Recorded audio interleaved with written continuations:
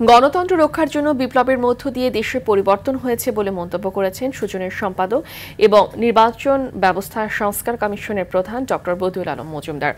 বেলা 11টার দিকে বরিশাল নগরীর বিডিএস মিলনায়তনে জাতীয় সনদ ও নাগরিক প্রত্যাশা নিয়ে সুশাসনের জন্য নাগরিক সুজন আয়োজিত সংলাপে তিনি এসব কথা বলেন। বিভাগের বিভিন্ন জেলা এবং উপজেলা থেকে সুজনের সদস্যরা এই সংলাপে অংশ নেয়। নাগরিকদের প্রত্যাশা কি তা তুলে ধরতেই এই সংলাপের আয়োজন বলে জানান সংশ্লিষ্টরা।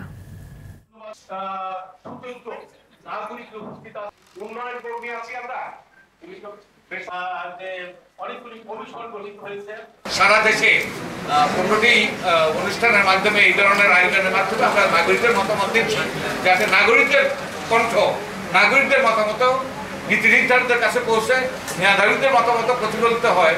যখন যে জাতীয় সনদ প্রণীত হবে তাতে যেন নাগরিকদের মতামত প্রতিফলিত হয়।